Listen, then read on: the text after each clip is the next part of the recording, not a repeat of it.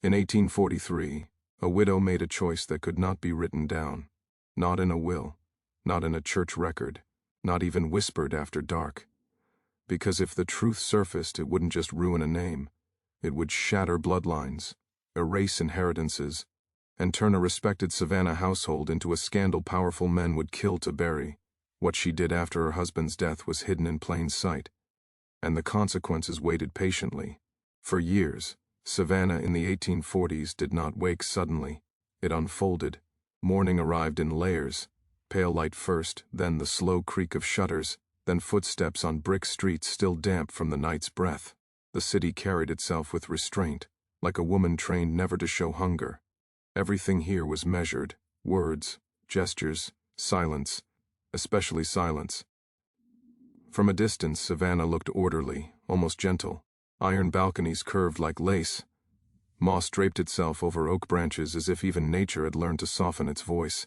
Horse hooves struck stone at a polite pace. Church bells marked the hours, not loudly but with confidence. The sound of a place certain it was righteous, but righteousness in Savannah was not loud. It was watchful. People learned early where to look and, more importantly, where not to. The Whitcomb house stood on a shaded street not far from the river, close enough to smell salt when the wind shifted, far enough to keep commerce from touching the front steps. It was not the largest home in the neighborhood, nor the most ornate. That distinction belonged to families who needed to display their power. The Whitcombs had never needed to. Their strength lived in quieter places, in documents signed behind closed doors, in favors owed, in names that carried weight without being spoken twice. The house reflected that. Whitewashed walls, tall windows, a front door polished smooth by decades of restrained entrances and exits. And after Thomas Whitcomb died, the door closed more often. His death had not been dramatic. No blood, no scandal. Just a sickness that took him slowly, leaving behind a body that shrank day by day until even breathing seemed like work. Savannah respected deaths like that. They felt proper, God-approved. The funeral passed without disturbance. Black cloth, lowered heads, polite tears, men speaking in low tones about trade routes and cotton prices even as the casket settled into the ground. Eleanor Whitcomb stood still through it all. She did not faint, did not cry aloud, did not need to be held. Her face remained composed, pale but firm, as if carved from the same marble used for headstones. She wore mourning well. Too well, some might have thought, if they allowed themselves such thoughts. But Savannah was careful with thoughts. A widow, especially a wealthy one, was expected to become smaller, to fold inward, to reduce her presence until it no longer disrupted the shape of the world around her. Eleanor understood this instant. Shively. She had been raised into it. In the weeks after the burial, she dressed in black without deviation. The fabric rustled softly when she moved, the sound of restraint. Her hair remained pinned tightly, not a strand daring escape. When she walked, she did so slowly, eyes lowered, steps measured.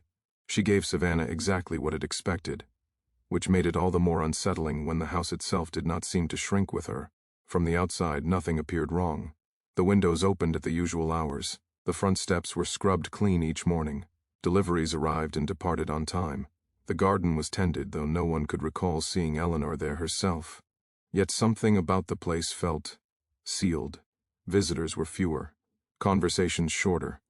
The door, once open to polite callers and extended relations, now closed earlier each day. At dusk, as gas lamps flickered to life along the street, the Whitcomb house withdrew into shadow. Inside, routines continued with almost obsessive precision. Breakfast at the same hour, supper at the same hour, candles extinguished in the same order each night. But the air felt different. Grief does that, people said. It rearranges spaces, makes rooms echo. Still, there were things grief did not explain. Servants noticed first. They always did. They noticed the way Eleanor lingered at thresholds, as if listening for footsteps that were not supposed to be there. The way she paused before speaking, weighing every word like it might be overheard by the walls themselves. They noticed how one man in particular no longer moved as he once had. His name was Samuel. Before Thomas Whitcomb's death, Samuel had been what the law said he was: property, useful, invisible when required. His duties were clear. He worked the house and the yard. He slept in the quarters behind the main building.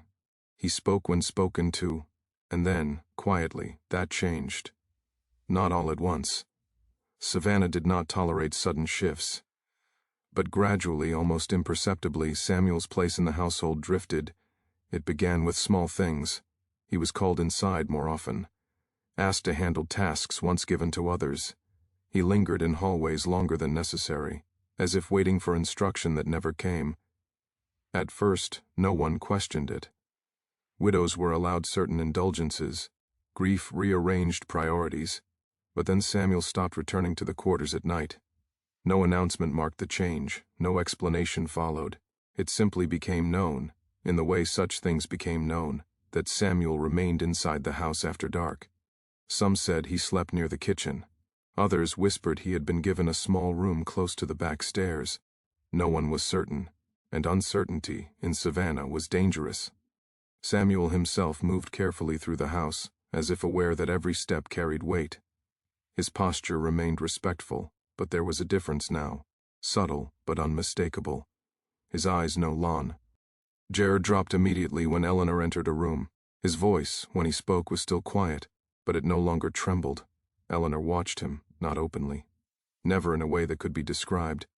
But when she thought herself alone, when the house seemed to hold its breath, her gaze followed him with an intensity that unsettled those who caught glimpses of it. It was not desire, at least not in the way Savannah understood desire. It was fear. Fear of absence, fear of loss, fear of something slipping away before it could be named. Savannah noticed, of course. Savannah always noticed. Neighbors began to mark time by the Whitcomb house. When lights were extinguished. Something heavier. Eleanor felt it. She adjusted her behavior carefully, smiled when required, attended the necessary social obligations, ensured the household ran with visible propriety. But beneath the surface, the rules she had lived by her entire life began to feel brittle. At night she dreamed of doors that would not open, of papers written in ink that faded as she read them, of voices calling her name from rooms she could not enter. She woke each time with her heart pounding, the taste of iron in her mouth. Samuel, too, sensed the shift. He spoke less now, moved more cautiously. When he stood near Eleanor, his hands remained visible, his posture deliberately restrained. He understood the danger of being seen, not just as present, but as important. Importance was a luxury not afforded to men like him. Yet the house itself seemed to conspire. Corridors narrowed, shadows lengthened. Sounds carried farther than they should have. Every footstep echoed. Savannah, with all its elegance, had a way of turning observation into judgment. And judgment, once formed, rarely softened. Eleanor began to receive visitors she had not invited. A church representative stopped by, concerned for her spiritual well-being. A distant relative wrote letters asking about the estate, about arrangements, about the future. She responded politely. Vaguely. The future, she knew, was the most dangerous subject of all, because futures required decisions, and decisions left traces. One afternoon, as the heat pressed down and cicadas screamed from the trees, Eleanor stood at the front window and watched Samuel cross the yard. Sweat darkened his collar. His movements were steady, purposeful. For a moment, just a moment, she imagined what it would be like if things were different. If names could be rearranged, if rules bent instead of breaking. The thought frightened her more than anything else. She stepped back from the window, heart racing, as if she had nearly been caught doing something unforgivable. That night, Savannah felt closer than ever. The sounds of the city pressed against the house, distant laughter, a carriage rattling over stones, the low murmur of voices drifting through humid air. Eleanor extinguished candles one by one, moving through the rooms with deliberate care. When she reached the hallway near the back stairs, she paused. Samuel stood there, waiting, not blocking her path, not approaching, just present. The silence stretched. In that moment, Eleanor understood something she had been avoiding since Thomas's death. The house was no longer neutral ground. It was becoming a boundary, and boundaries once crossed, even unintentionally, could never truly be uncrossed. She nodded once, barely perceptible, and passed him without a word. The air between them felt heavy, electric. Behind her, the house creaked, as if settling into a new shape. Savannah would not tolerate this shift forever. The city had a way of correcti.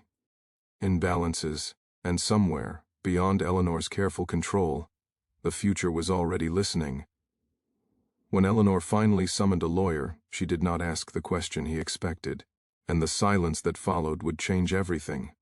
The decision did not arrive suddenly, It did not strike Eleanor Whitcomb like lightning or announce itself with clarity. It arrived the way rot does, quietly, patiently, disguised as necessity. For weeks after the house began to feel watched, Eleanor told herself she was imagining things. Grief sharpened the senses, she reasoned. Loneliness distorted perception. A widow alone in a large house was bound to hear echoes where none existed. But Savannah had its own rhythm, and once you learned it, you could feel when it changed. The first sign came not as confrontation but as courtesy. A letter arrived one morning, delivered by a boy who would not meet Eleanor's eyes. The envelope was thick, the paper heavy, the seal unbroken. The handwriting on the front was elegant, deliberate, a hand accustomed to authority. Inside, the words were polite, almost kind. It spoke of concern, of duty, of ensuring that all matters left unsettled by Thomas Whitcomb's passing were addressed properly, in accordance with custom and law.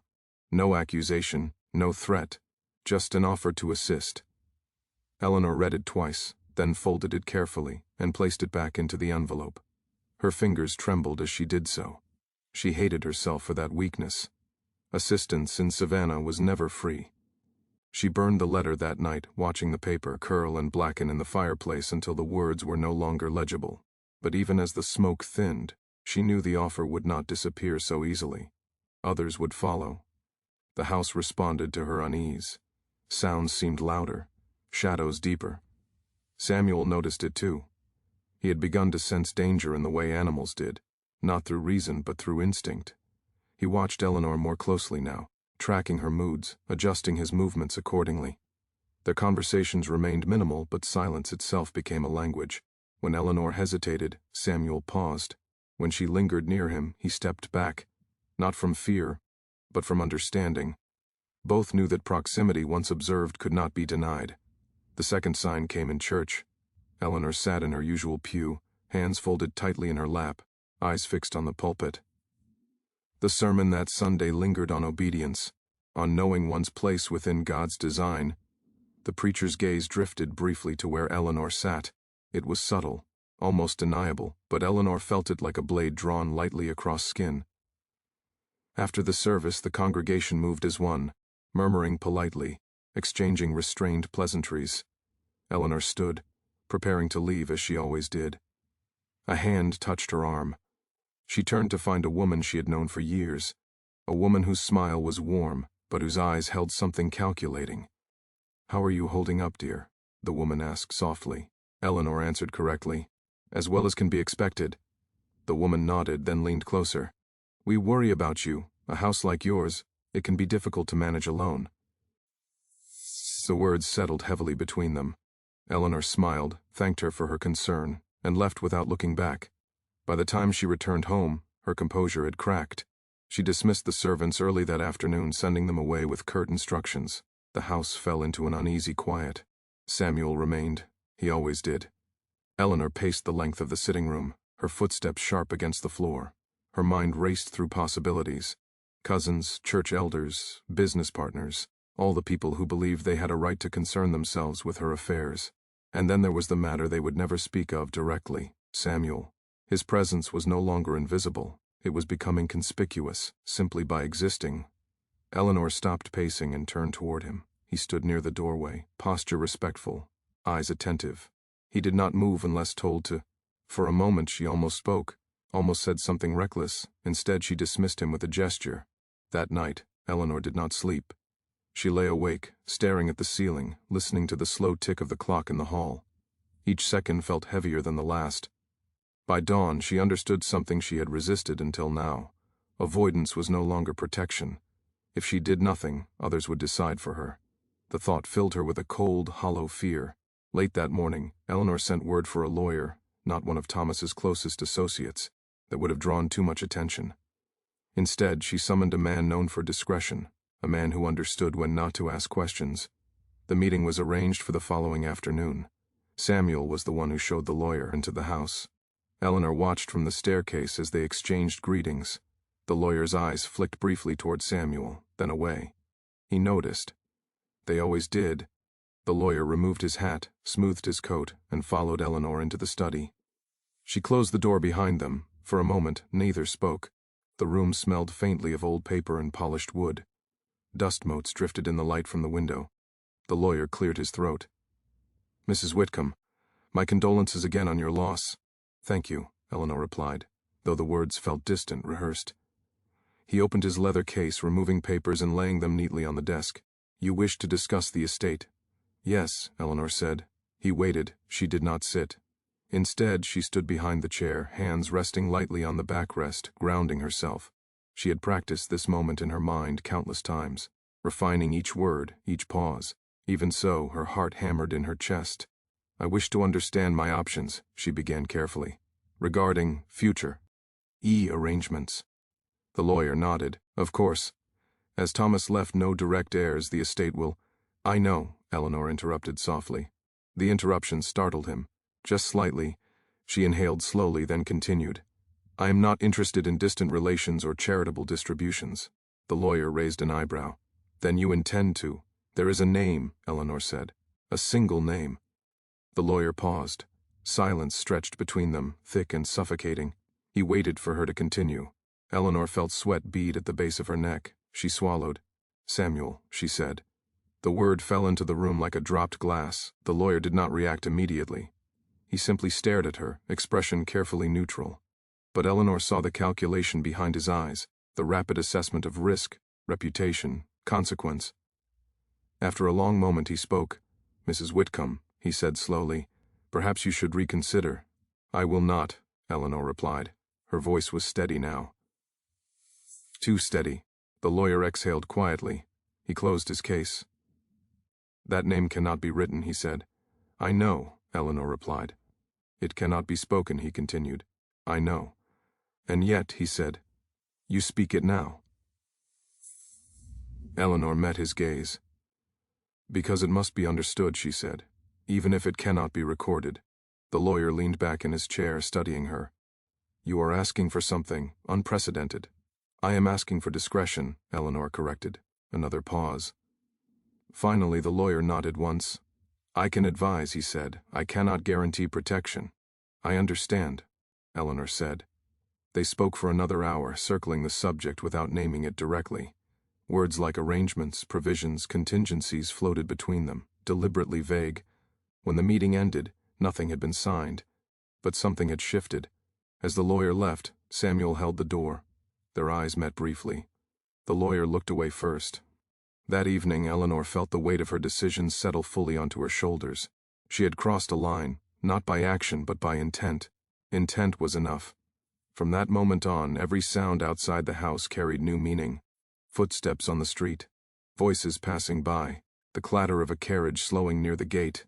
Eleanor began to see patterns where none existed, or perhaps where they always had. Samuel, too, felt the change. He sensed the tension in Eleanor's movements, the way she lingered at windows, the way her gaze sharpened when unfamiliar sounds reached the house. They spoke little, but when they did, their words carried more weight than before.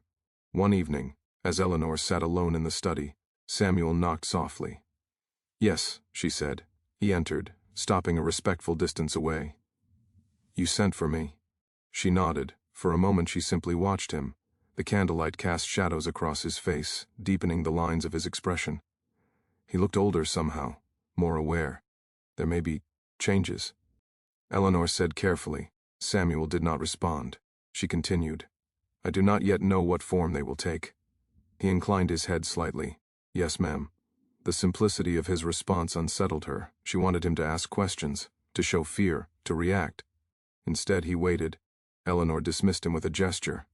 After he left, she pressed her fingers to her temples, fighting the surge of emotion rising within her. She had set something in motion and now it would not stop. Days passed. Then weeks. The lawyer did not return. But Eleanor sensed his presence nonetheless, in the delays, in the subtle shifts in how people addressed her. Merchants hesitated. Church elders grew distant. Invitations stopped arriving. The house became increasingly isolated. One afternoon, Eleanor overheard raised voices outside the gate. She moved quietly to the window, peering through the curtain. Two men stood in the street, speaking in low tones. One gestured toward the house, then shook his head. Eleanor stepped back, heart pounding. That night she dreamed of being weighed down by invisible hands, pulled deeper and deeper into darkness. She woke before dawn, breathless. The realization came then, fully formed and impossible to ignore. If she hesitated now, she would lose control entirely. The forbidden choice was no longer theoretical, it was necessary. She summoned Samuel again the following evening. This time she did not pace. She sat. When he entered, she gestured for him to stand closer. He obeyed, though every instinct told him this was dangerous. The silence stretched. Eleanor searched his face, looking for something. Reassurance, perhaps, or absolution. She found neither. Instead, she found understanding. "You must listen carefully," she said. Samuel nodded. "What I am doing," she continued, "cannot be spoken of. Not here, not ever." "I understand," Samuel said quietly. The ease with which he accepted this frightened her. She leaned forward slightly, lowering her voice. "Once this path is taken, there is no return." "I know," he replied. The candle flickered. Outside, Savannah breathed. Eleanor felt a strange calm settle over her, the calm that came with surrendering to inevitability. She dismissed Samuel again, unable to say more. Alone, she stared into the dying flame, watching it waver. The house creaked softly, as if acknowledging what had just been decided. Somewhere beyond its walls, the city waited. By the time Savannah began to speak openly, the choice Eleanor made could no longer be undone, and the price of silence would soon be demanded. The first consequence was not violence. It was attention. Savannah did not confront what unsettled it. It studied it. After Eleanor's decision settled into the bones of the house, the city seemed to lean closer. Not openly, not with accusation, but with a patience that felt more dangerous than anger. It began in the street. Carriages slowed as they passed the Whitcomb Gate. Not enough to be obvious, just enough to allow glances to linger. Drivers adjusted reins and tilted their heads, eyes flicking toward the windows as if expecting movement. Eleanor noticed. She noticed because she had learned how to notice long ago. As a girl, watching her mother navigate rooms filled with people who smiled too easily. Savannah had taught her that observation was survival. Now survival demanded more than observation. Inside the house, sound carried differently. Footsteps echoed longer than they should have. Doors seemed louder when they closed. Even the ticking clock in the hall felt accusatory, each second a reminder that time was moving forward whether she was ready or not. Samuel sensed it too. He moved with greater caution now, his presence measured down to the smallest gesture. When he crossed rooms, he did so at the edges. When he spoke, his voice remained low, controlled. He avoided the front of the house whenever possible, but avoidance could only do so much. The city's gaze pressed inward. The second consequence arrived wrapped in politeness. A note appeared one morning, slipped beneath the front door. No seal, no signature. Just a brief message written in careful script.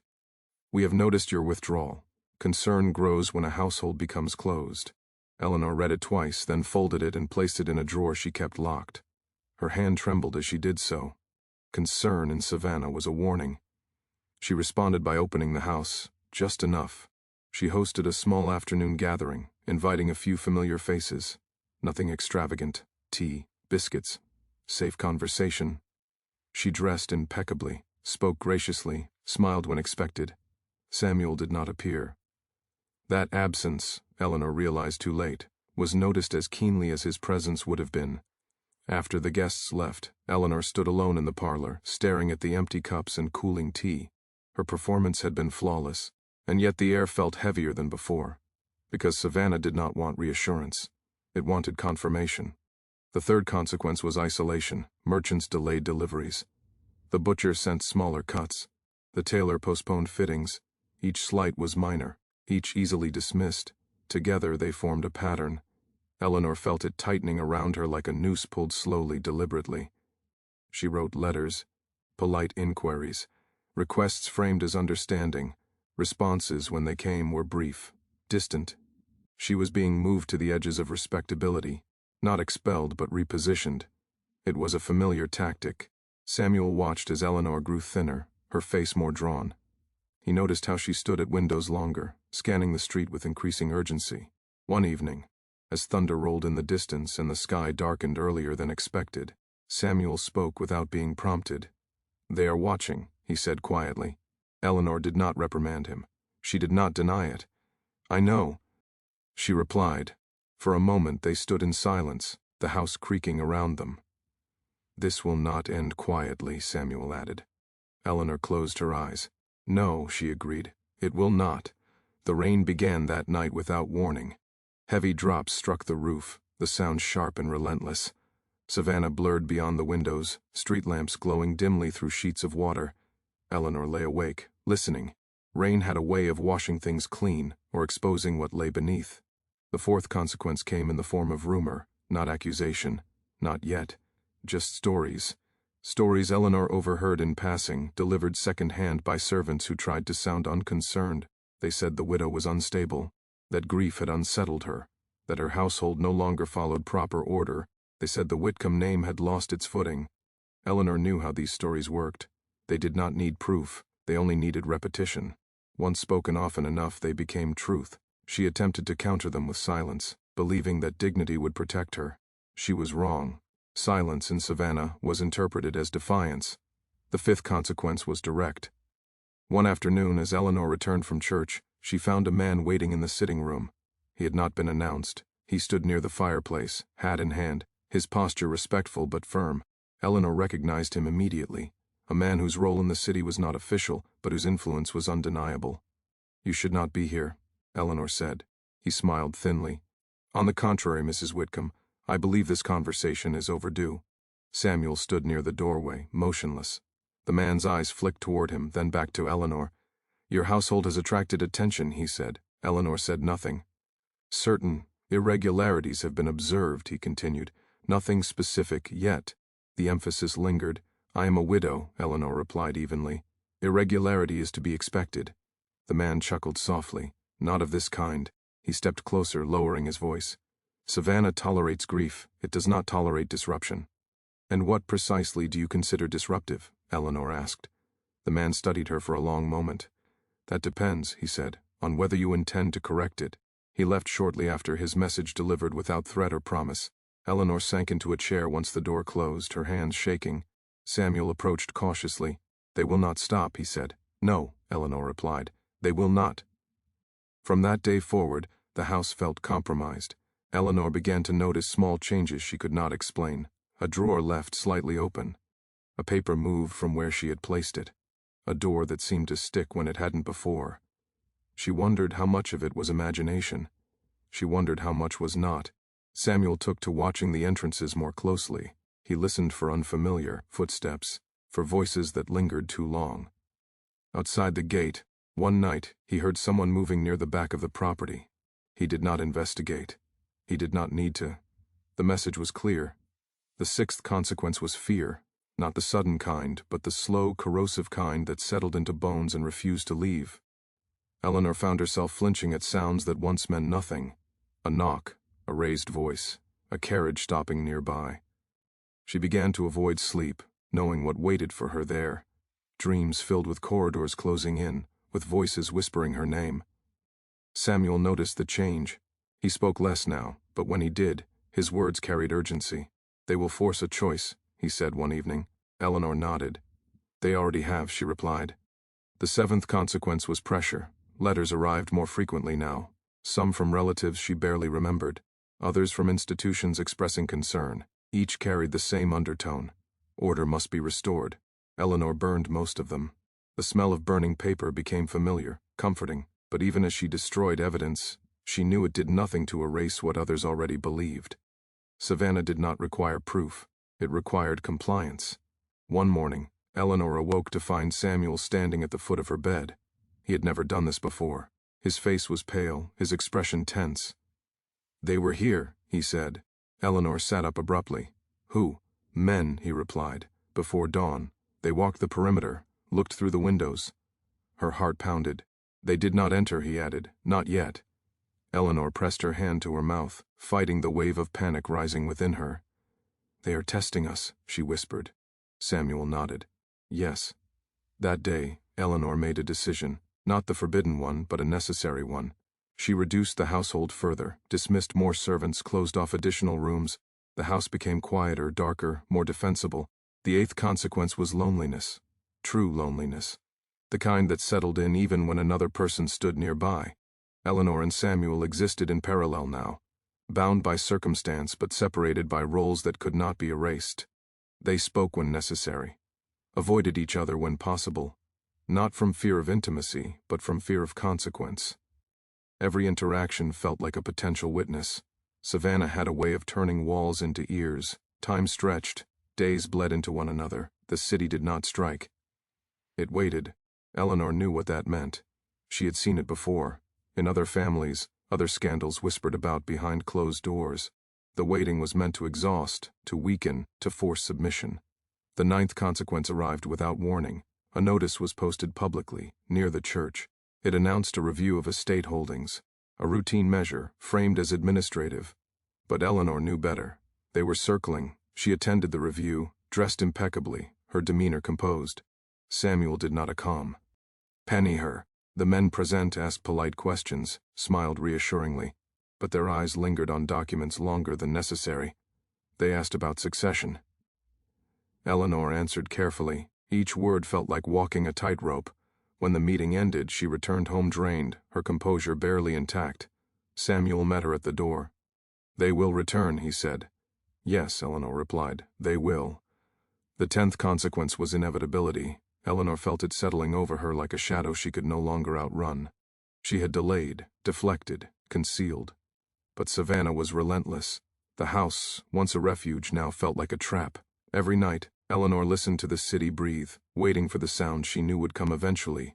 A knock, a summons, a confrontation. She began to prepare herself mentally for what that moment would demand. When the city finally decided to act, it would not do so loudly, and the truth would disappear more quietly than either of them imagined. The city did not announce its decision. Savannah never did. There was no proclamation nailed to a door, no procession of officials, no raised voices in the street. When the moment came, it arrived the way fog does along the river, soft, sudden, and impossible to push away. Eleanor sensed it before she saw anything change. It began with a stillness that felt unnatural.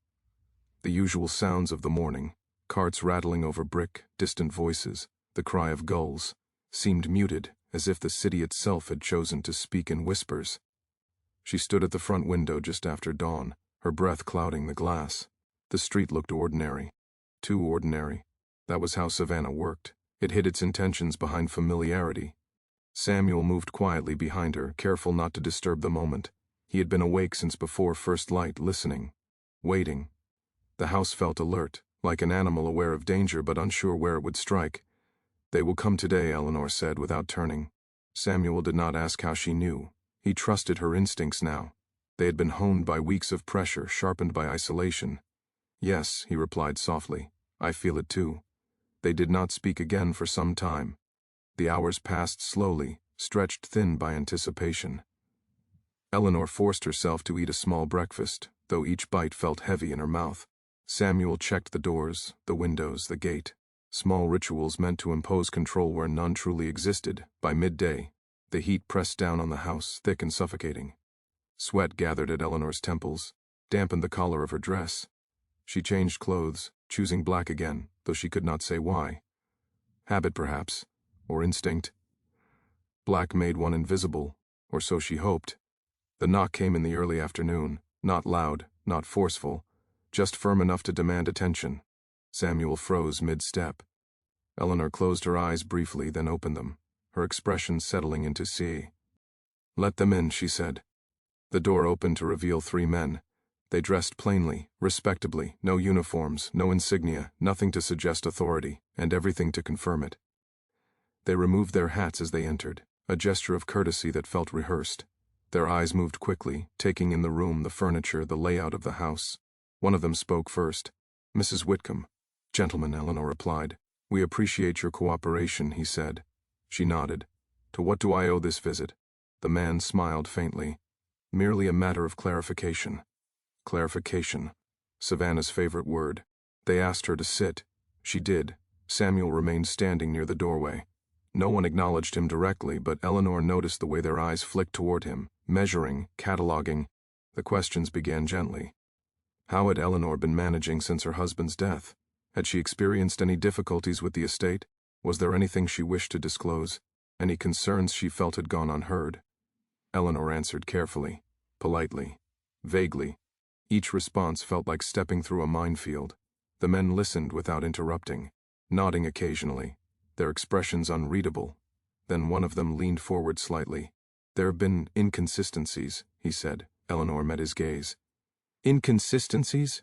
Not errors," he clarified. "Merely matters that require attention." She said nothing. "We understand grief," another man added. "We understand how loss can cloud judgment." Cloud judgment. The phrase settled heavily in the room.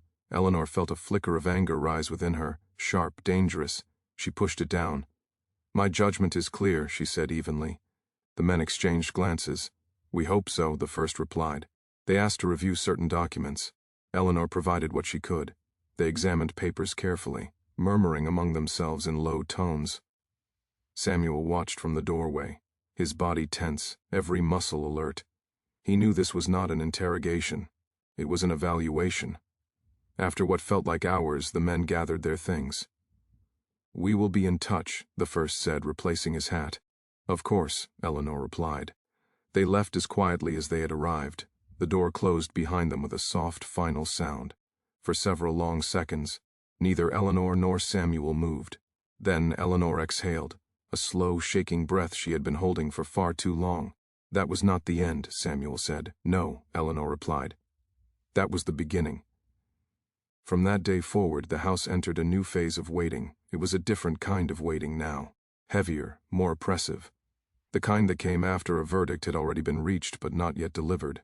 Eleanor felt it in the way people avoided her in the street, in the way church elders no longer met her eyes, in the sudden absence of familiar routines. The city was withdrawing its tolerance. The next change came. Quietly, a letter arrived bearing an official seal. Eleanor did not open it immediately.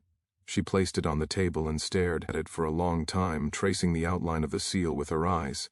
When she finally broke it, her hands were steady. The letter was brief. It spoke of adjustments, of reassignments, of ensuring proper oversight. It did not accuse. It did not explain. It simply stated that certain matters would be handled. Eleanor folded the letter and placed it beside the others she had kept. Samuel watched her carefully. "What does it mean?" "It means," Eleanor said slowly, "that the city has decided how this will end." "And us?" he asked. Eleanor did not answer immediately. "I do not know," she said finally. That night Savannah felt closer than ever. Sounds from the street carried into the house. Laughter, footsteps, the distant music of a gathering somewhere nearby. Life continued. Always did. Eleanor lay awake, staring into darkness. She thought of Thomas again, not with resentment, but with a strange clarity. He had understood this city, had navigated its rules with precision. She wondered what he would have done in her place. The thought offered no comfort. Days passed, then weeks. The city acted slowly, deliberately, as if savoring the process. Samuel noticed changes first. A man appeared near the gate one afternoon, pretending to admire the ironwork. He returned the next day. And the day after that. At night, footsteps passed by the house more frequently. Sometimes voices lingered just long enough to be heard. Once Samuel found a mark on the back door. Faint, almost invisible. A sign meant for others, not for him. He erased it before Eleanor saw. The pressure intensified. Another letter arrived. Then another. Each more specific than the last. Eleanor's movements became constrained. Certain areas of the city felt suddenly inaccessible. Doors closed where they once opened. Savannah was narrowing her world. One evening, as a storm gathered beyond the windows, Eleanor summoned Samuel to the study. The room was lit by a single lamp, its glow soft and wavering. "We need to speak," she said. Samuel nodded. "There may come a moment," she continued, "when you must decide what to do." "With what?" he asked. "With yourself," she replied. The words hung between them. "If they come for you," Eleanor said quietly, "you must not resist." Samuel's jaw tightened. "And you?" Eleanor looked away. "I will do what I must." He took a step closer. "You cannot protect me from this." "I know," she said, silence stretched. Outside, thunder rolled. The storm broke later that night, rain pounding the roof with relentless force.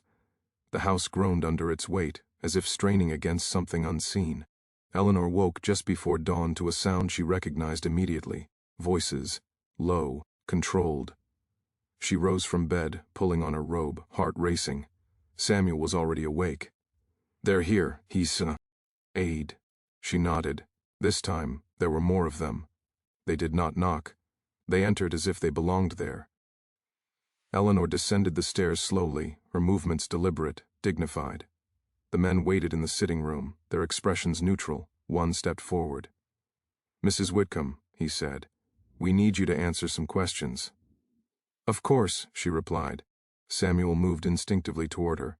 A hand shot out, blocking his path. "This does not concern you," the man said. Eleanor placed a hand on Samuel's arm. "Stay," she said softly. He hesitated, then stepped back. The questioning was different this time, sharper, more direct. They asked about arrangements, about intentions, about promises that had never been written down.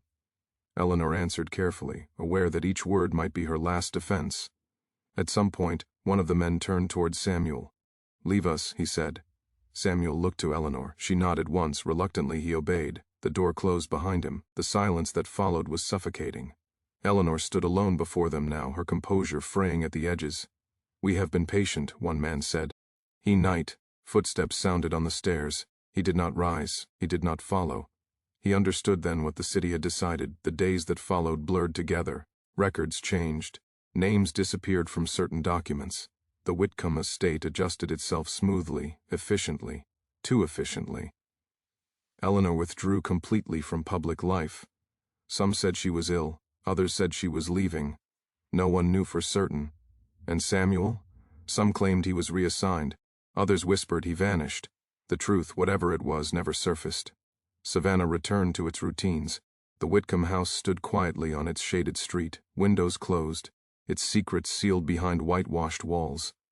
Years later, people would pass by and feel something they could not explain. A chill, perhaps, or a sense of unease. They would not know why. They would not ask. Because Savannah remembered, and Savannah kept its secrets. If you had lived in that era, would you have chosen the truth or merely survival?